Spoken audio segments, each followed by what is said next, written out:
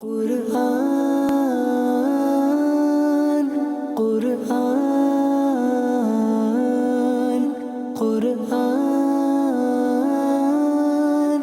آسان درس قرآن۔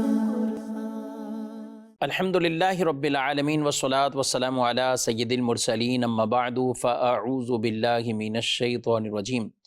بسم اللہ الرحمن الرحیم۔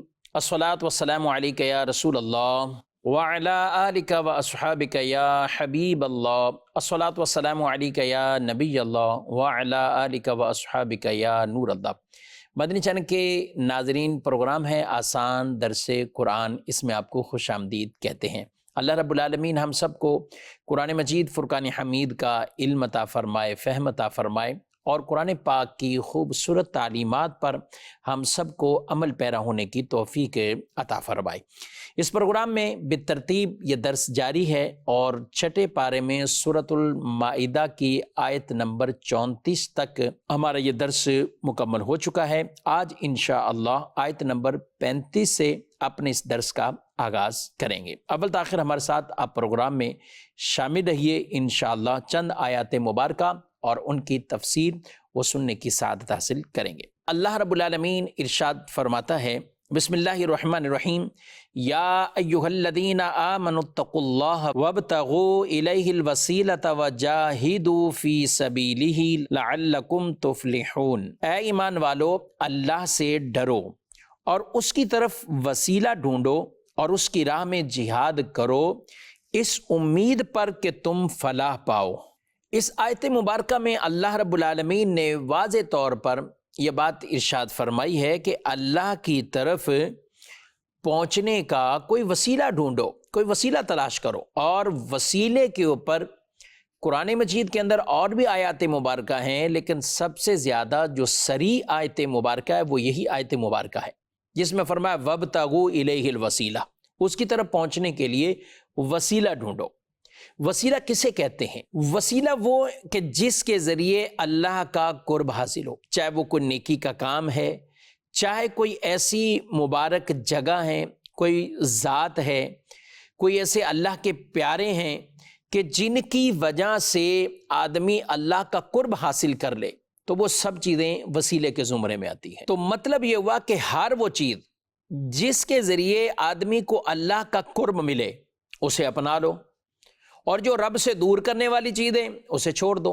بعض اسے صرف خاص کر دیتے ہیں نیک اعمال سے کہ نیک اعمال کا وسیلہ، بے شک نیک اعمال کا وسیلہ، مگر اس سے ذات کو نکال دینا، مقدس مقامات کو نکال دینا، یہ خیانت ہے، یہ درست نہیں ہے۔ کیونکہ قرآن مجید فرقان حمید کی تعلیمات کو دیکھیں، آیات مبارکہ دیکھیں، احادیث طیبہ دیکھیں، مقدس مقامات کا بھی ذکر ملے گا اور ان مبارک پیاری ہستیوں کا بھی ذکر ملے گا، کن کن کے وسیلوں سے دعائیں ہوتی رہیں ان کا بھی ذکر ملے گا۔ قرآن مجید میں اللہ پاک نے فرمایا ہنالک دعا زکریا ربہ، کہ وہ محراب مریم وہاں کھڑے ہو کر زکریا علیہ السلام نے دعا مانگی۔ اس محراب کو ایک نسبت بی بی مریم رضی اللہ عنہا سے، وہاں کھڑے ہو کر دعا مانگی۔ قرآن پاک میں اللہ فرماتا ہے وَاتَّخِذُوا مِن مَقَامِ إِبْرَاهِيمَ مُصَلَّى، کہ وہ مقام ابراہیم کو مصلی بنا لو، نماز کی جگہ بنا لو۔ تو وہاں تو قدمین جو نقش تھے، وہ پتھر پر جو نقش ہوئے، وہ تو ابراہیم علیہ السلام کے مبارک قدم تھے، انہیں وسیلہ بنانے کا فرمایا گیا کہ انہیں ذریعہ بنا لو، انہیں وسیلہ بنا لو۔ تو یہ جو پاؤں مبارک وہاں نقش تھے، عبادت اللہ کی کرنی ہے مگر اس جگہ کو مصلی بنانے کا ہمیں حکم دیا ہوا۔ تو جن جگہوں کو اللہ کے پیاروں سے نسبت ہو جائے تو وہ جگہ بھی مبارک ہو جاتی ہے۔ بخاری شریف کی روایت ہے، حضرت عمر رضی اللہ تعالیٰ عنہ جب کبھی قحط کا معاملہ ہوتا، بارش نہیں ہو رہی ہوتی، تو آپ دعا مانگتے تھے، اور کن کا وسیلہ پیش کر کے؟ حضرت عباس رضی اللہ تعالیٰ عنہ، نبی پاک علیہ السلام کے چچا جان کا وسیلہ دے کر دعا مانگتے تھے۔ بلکہ یہ کہا کرتے تھے کیا؟ اللہم انا کننا نتوسل الیک بنبینا فتسقینا وانا نتوسل الیک بعم نبینا فاسقنا۔ اے اللہ، ہم تیری بارگاہ میں اپنے نبی کا وسیلہ وہ پکڑا کرتے تھے، یعنی وسیلہ دے کر دعا مانگتے تھے، اور تو ہمیں بارش عطا کرتا تھا، سیراب کرتا تھا۔ یا اللہ، اب تیرے نبی کے چچا کا وسیلہ دے کر تیری بارگاہ میں ہم دعا کر رہے ہیں۔ بس تو ہمیں بارش عطا فرما۔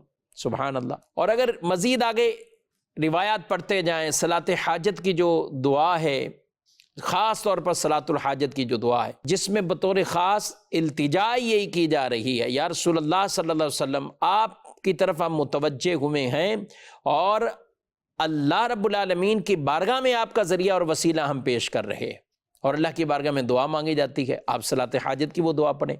اما عائشہ صدیقہ رضی اللہ عنہا کی طرف لوگ آئے اور کہا کہ قحط ہے اور اس طرح کی شکایت کی، بارش نہیں ہو رہی، تو انہوں نے کہا کہ حضور صلی اللہ علیہ وسلم کا جو روضہ مبارک، وہ قبر مبارک سے اوپر جو جگہ ہے نا، تو اس کو کچھ خالی کر دو۔ ایسا ہی صحابہ نے کیا تو بارش ملی ان کو۔ سبحان اللہ۔ تو اس طرح کی کئی روایات ہیں۔ تو وسیلہ یہ بالکل ٹھیک ہے، یہ درست ہے۔ وسیلے کا مطلب یہ ہے کہ جس کے ذریعے سے آدمی کو قرب الہی مل جائے، وہ بالکل جائز ہے۔ قرآن میں بھی اس کے دلائل موجود ہیں اور احادیث طیبہ میں بھی بکثرت اس کے دلائل وہ موجود ہیں۔ اگلی آیت میں ارشاد فرمایا، ان الذین کفروا لو ان لهم ما فی الارض جميعا ومثله معه لیفتدوا به من عذاب یوم القیامة ما تقبل منهم وَلَهُمْ عَذَابٌ أَلِيمٌ يُرِيدُونَ أَن يَخْرُجُوا مِنَ النَّارِ وَمَا هُمْ بِخَارِجِينَ مِنْهَا وَلَهُمْ عَذَابٌ مُقِيمٌ۔ بے شک اگر کافر لوگ جو کچھ زمین میں گئے وہ سب اور اس کے برابر اتنا ہی اس کے ساتھ ملا کر قیامت کے دن کے عذاب سے چھٹکارے کے لیے دیں تو ان سے قبول نہیں کیا جائے گا، اور ان کے لیے دردناک عذاب ہے۔ وہ دوزخ سے نکلنا چاہیں گے، وہ اس سے نکل نہ سکیں گے، اور ان کے لیے ہمیشہ کا عذاب ہے۔ یہ فرما دیا گیا کہ جو آدمی کافر ہیں، غیر مسلم ہیں، اسی پر دنیا سے گئے تو قیامت کے دن اگر بالفرض دنیا اور جو کچھ زمین میں گئے کیا کچھ نہ ان کو مل جائے بالفرض، اور وہ اتنا ہی کچھ اور مال ملا کر سب بھی فدیہ دیں کہ ہم چھوٹ جائیں، وہ نہیں چھوٹ سکتے۔ وہ اس عذاب کو انہیں بھگتنا ہی ہوگا، وہ عذاب میں مبتلا ہی رہیں گے اور ہمیشہ رہیں گے۔ وہ اس عذاب سے یہ فدیہ دے کر اپنے آپ کو نہیں بچا سکتے۔ نبی پاک صلی اللہ علیہ وسلم نے فرمایا، قیامت کے دن جب کافر کو پیش کیا جائے گا تو اس سے کہا جائے گا، اگر تیرے پاس اتنا سونا ہو کہ اس سے زمین بھر جائے تو کیا تو اسے اپنے بدلے میں دینے کے لیے تیار ہوگا؟ اس سے پوچھا جائے گا تو وہ کہے گا بالکل میں تیار ہوگا۔ تو اس سے کہا جائے گا کہ اس کی نسبت بہت ہی آسان چیز کا مطالبہ کیا گیا تھا، یعنی ابھی تو تم زمین بھر کا سونا بھی دینے کے لیے تیار ہو، لیکن دنیا کے اندر تو تم سے کوئی آسان چیز مانگی گئی تھی، وہ کیا تھا؟ ایمان کا تقاضا تھا، اور تم نے وہ ایمان نہیں لائے، تو لہذا اب تمہیں یہ عذاب بھگتنا پڑے گا۔ اس سے پتہ چلا ناظرین کرام ایمان کتنی بڑی دولت ہے۔ لہذا جو مسلمان ہیں انہیں اپنے ایمان کی حفاظت کرنا، اور ایسا کوئی بھی قول فعل ان سے سرزد نہ ہو کہ جس سے ان کے ایمان پر کوئی زد پڑتی ہے، ایمان خطرے میں پڑتا ہے۔ وہ ان تمام چیزوں سے اپنے آپ کو بچائیں گے اور اپنے ایمان کا تحفظ کرنا ہے۔ حدیث پاک میں آتا ہے کچھ لوگ ایسے ہوں گے کہ جو پیدا تو مسلمان ہوئے، یعنی مسلمان گھرانے میں پیدا ہوئے، لیکن دنیا سے وہ حالت کفر میں گئے، اور کچھ ایسے ہوں گے جو کفر میں پیدا ہوئے لیکن دنیا سے حالت اسلام میں گئے۔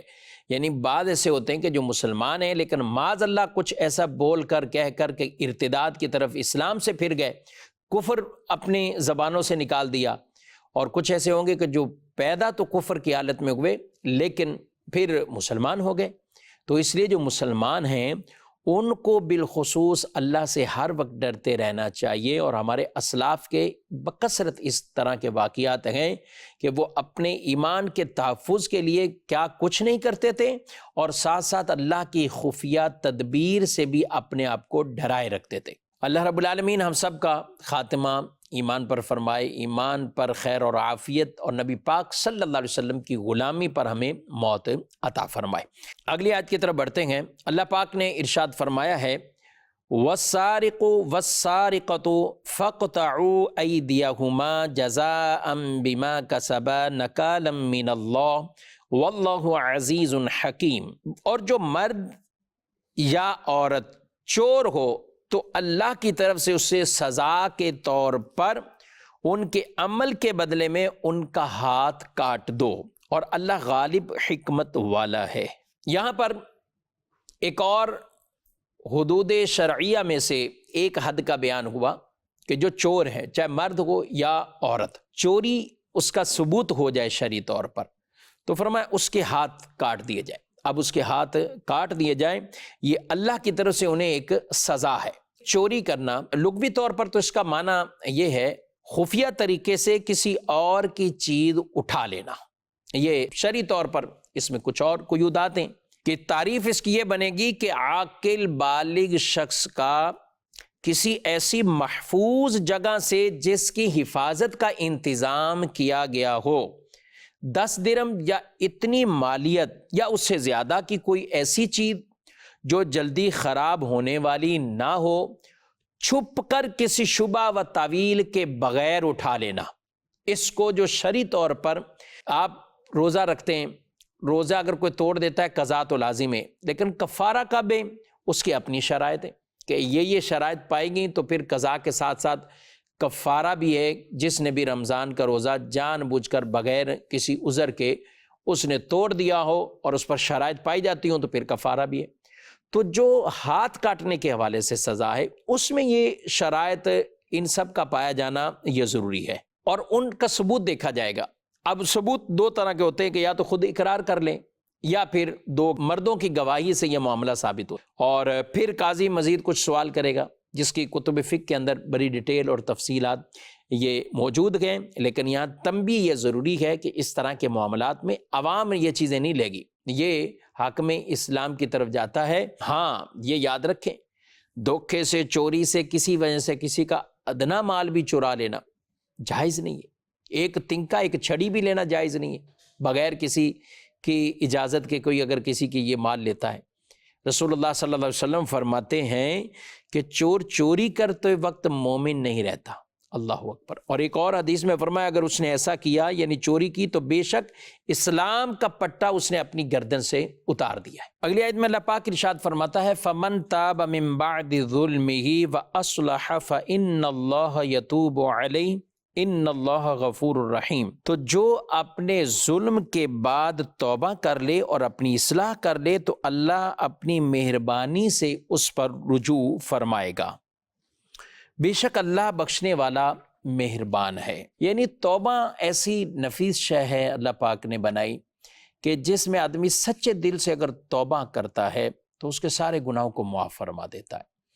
ہاں توبہ کی جو شرائط ہیں ان میں سے یہ ضرور ہے کہ اللہ تعالیٰ اس بندے پر جو اللہ کا حق ہے وہ اللہ معاف فرما دیتا ہے۔ اگر وہ معاملہ کسی بندے سے متعلق ہے تو توبہ کرنے سے رب تو اپنا معاملہ معاف فرما دیتا ہے اگر سچی توبہ ہے، مگر بندے کا وہ حق ختم نہیں ہوتا۔ کسی کا مال چرایا ہوا ہے، کسی کے ساتھ کچھ اور ہے، تو یہ چیزیں ختم نہیں ہوتی۔ نماز چھوڑی توبہ کی تو یہ نہیں کہ توبہ کر لی ختم ہو گیا، نہیں، وہ نماز پڑھنا ہے۔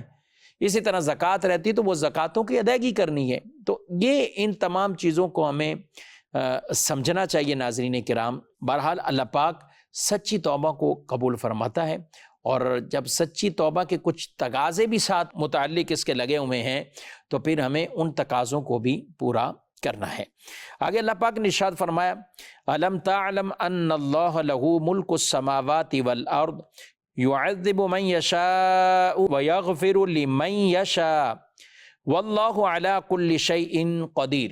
کیا تجھے معلوم نہیں کہ آسمانوں اور زمین کی بادشاہی اللہ ہی کے لیے ہے؟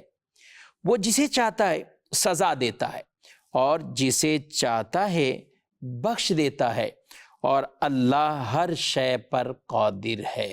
اس آیت سے یہ معلوم ہوا کہ رب تبارک و تعالیٰ کا عذاب دینا یا کسی پر رحمت فرمانا وہ اللہ کی مشیت پر ہے، اللہ کی مشیت۔ ایک فرقہ گزرا ہے، قدریہ فرقہ گزرا ہے، یعنی جو تقدیر کے منکر ہیں۔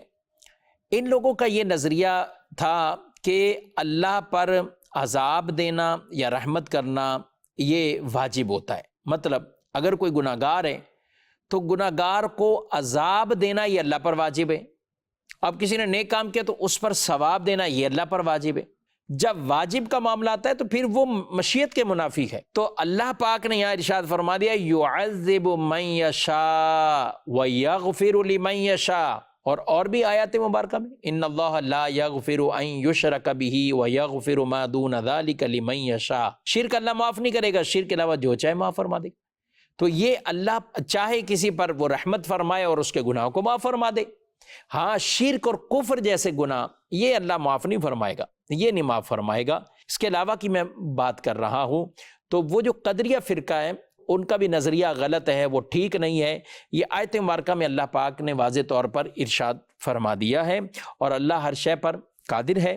آگے ارشاد فرمایا یا ایھا الرسول لا يحزنک الذین یسارعون فی الکفر من الذین قالوا آمنا بافواہہم ولم تؤمن قلوبہم ومن الذین ہادوا سماعون للکذب سماعون لقوم آخرین لم یأتوک یحرفون الکلم من بعد مواضعہ یقولون ان اوتیتم ھذا فخذوہ وان لم تؤتوہ فاحذروہ ومن یرد اللہ فتنتہ فلن تملک لہ من اللہ شیئا اولئک الذین لم یرد اللہ ان یطہر قلوبہم لہم فی الدنیا خزی ولہم فی الآخرۃ عذاب عظیم۔ اے رسول جو کفر میں دوڑے جاتے ہیں تمہیں غمگین نہ کریں، یہ وہ ہیں جو اپنے منہ سے کہتے ہیں کہ ہم ایمان لائے حالانکہ ان کے دل مسلمان نہیں، اور کچھ یہودی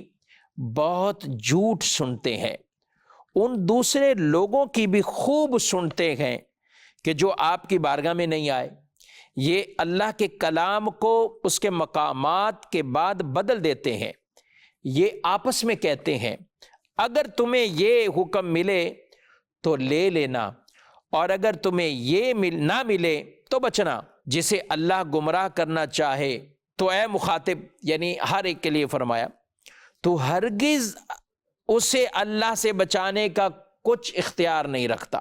یہی وہ لوگ ہیں جن کے دلوں کو پاک کرنے کا اللہ نے ارادہ نہیں فرمایا، ان کے لیے دنیا میں رسوائی ہے اور ان کے لیے آخرت میں بڑا عذاب ہے۔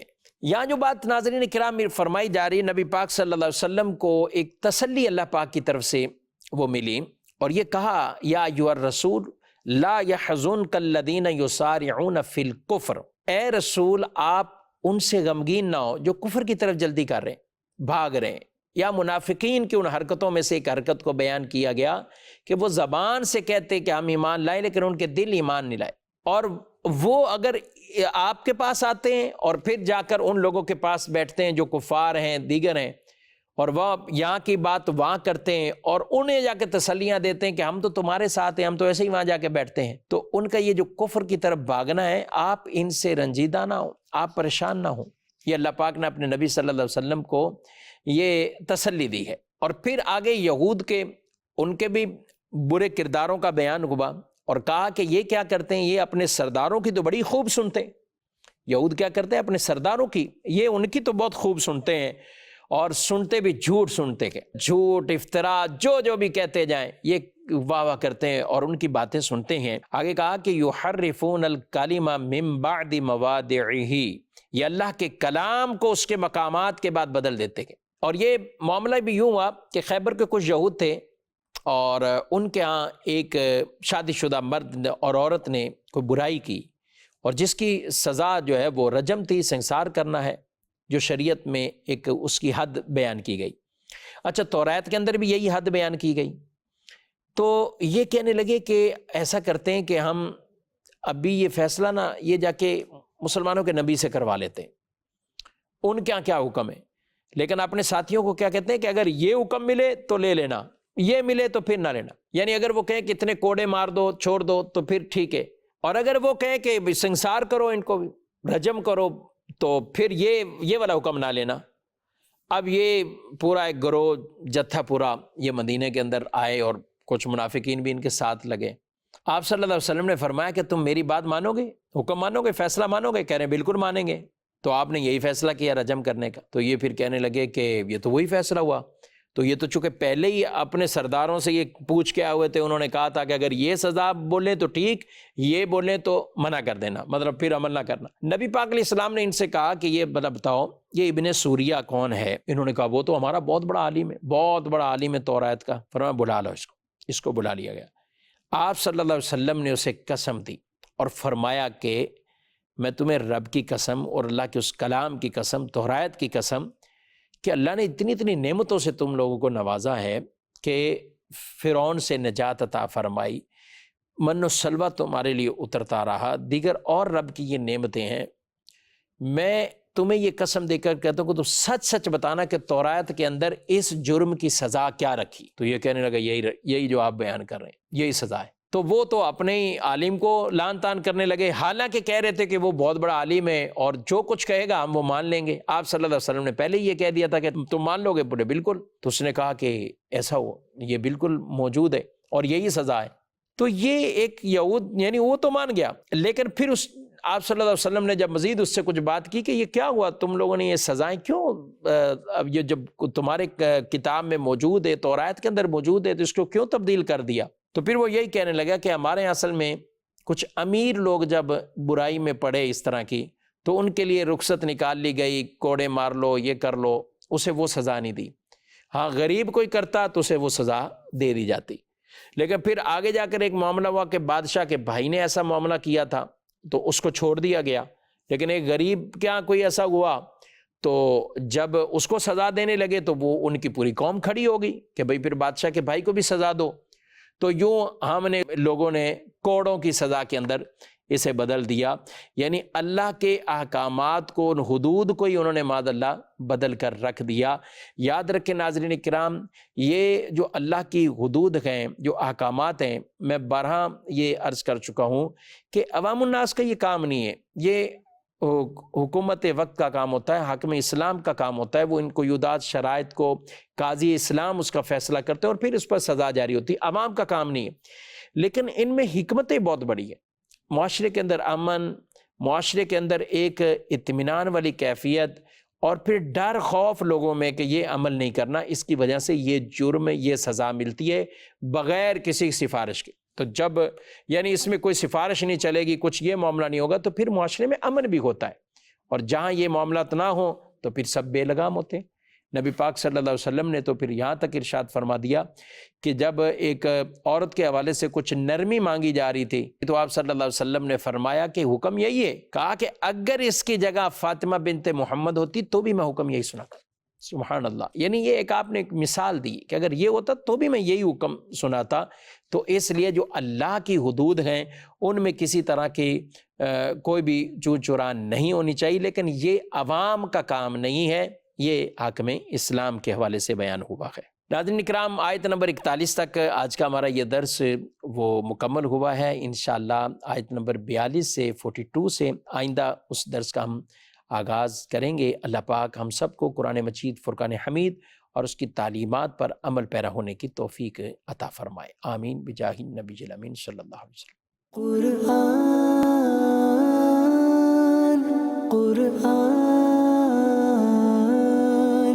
قرآن